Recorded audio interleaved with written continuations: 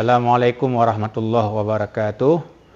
Alhamdulillahillazi ja'ala ramadhana syahran mubarakan lil mu'minin. Asyhadu an la ilaha illallah al-malikul haqqul mubin wa asyhadu anna sayyidana wa nabiyyana Muhammadan abduhu wa rasuluhul amin. Wa ba'du. Kaum muslimin dan muslimat sekalian yang kami hormati, bahawa Ramadan telah datang dan hadir di tengah-tengah kehidupan kita sebagai kaum muslimin dan mukminin. Karena itu marilah Ramadan ini kita isi dengan ibadah-ibadah yang telah menjadi ajaran dasar ajaran Islam yang dibawa oleh Rasulullah sallallahu alaihi wasallam kepada kita semuanya. Nah, ajaran dasar Ramadan itu terlihat dari perintah untuk berpuasa pada bulan Ramadan secara penuh. Artinya ada bilangan 29 atau bilangan genap 30. Ya ayyuhallazina amanu kutiba alaikumussyam kama kutiba alal ladzina min qablikum la'allakum tattaqun. Wahai orang-orang yang beriman, diwajibkan kepada kamu berpuasa supaya kamu mendapat predikat orang-orang bertakwa.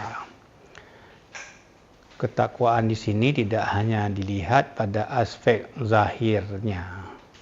Misalnya ketika kita hanya berpuasa di siang bolong dengan menahan lapar dan dahaga saja, tetapi juga pada aspek-aspek batinan, artinya aspek-aspek jiwa dalam diri kita.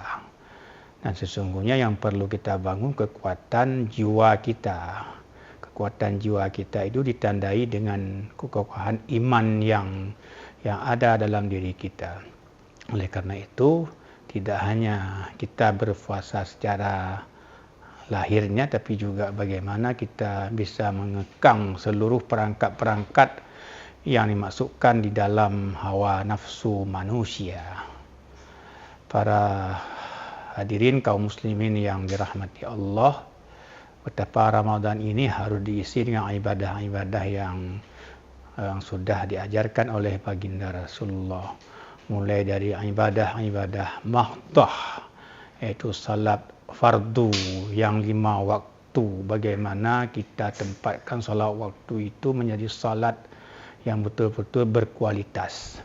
Tidak hanya dilihat pada aspek ketangguhan kita di dalam bisa beribadah secara zahirnya, tapi bagaimana bahawa solat mafruḍah, solat yang difardukan itu bisa kita isi dengan implementatif pada saat setelah kita solat.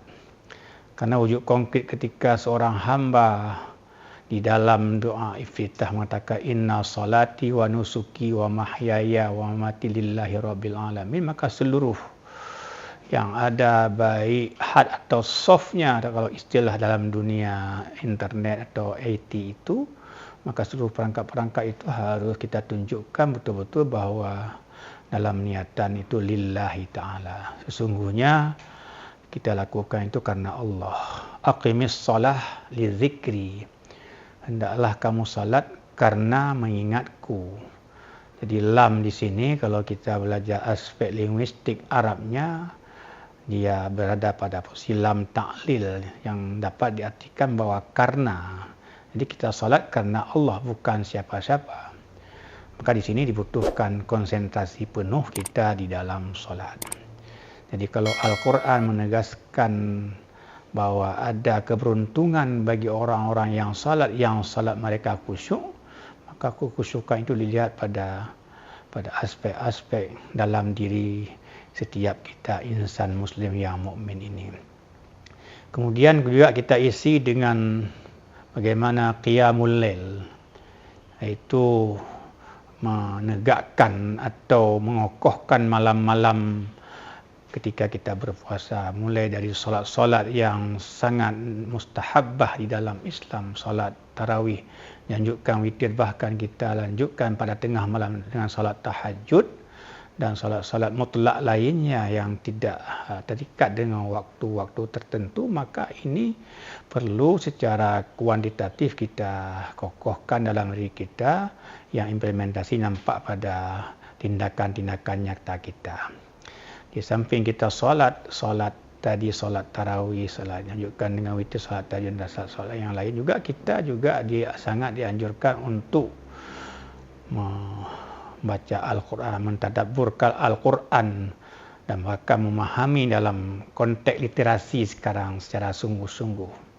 Jadi tidak hanya Al-Quran yang kita baca, tapi bagaimana kita mentadabburkan Al-Quran. Misalnya ketika Allah berfirman bahwa dalam satu ayat kita disuruh afala tatazakkarun, afala tatafakkarun, justru bagaimana apa yang tertera dalam Al-Quran bisa kita manifestasikan dalam dunia nyata kita. Maka berpikir tentang dunia sebenarnya sesungguhnya adalah perintah Al-Quran. Di sinilah bobot dan kualitas seorang yang shaim atau berpuasa, ketika dia mampu menggerakkan dan mengerahkan seluruh potensi akalnya yang sudah diberikan.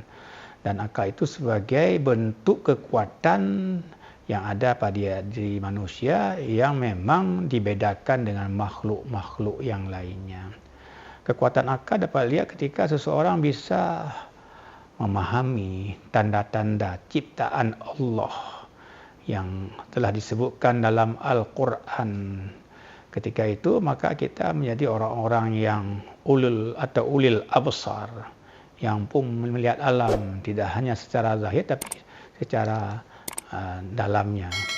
Maka kekuatan inilah yang perlu kita berdayakan dalam konteks bahwa berpuasa. Sesungguhnya perut lapar itu sesungguhnya dapat menciptakan apa yang tersebut dengan pemikiran positif, bahwa di dalam kelaparan sesungguhnya Allah ciptakan dalam diri kita adalah kekuatan untuk berpikir.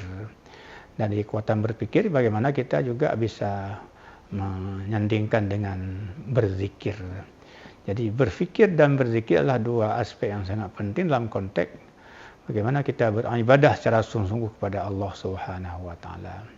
Mudah-mudahan ibadah puasa di tahun 1446 Hijriah ini akan sangat berkualitas dan bermakna, terutama pada rangka pembentukan muslim sejati, insan kamil yang berbahagia fid dunya wal akhirah. Mudah-mudahan bermanfaat bagi kita sekalian. Wabillahi taufiq wal hidayah. Wassalamualaikum warahmatullahi wabarakatuh.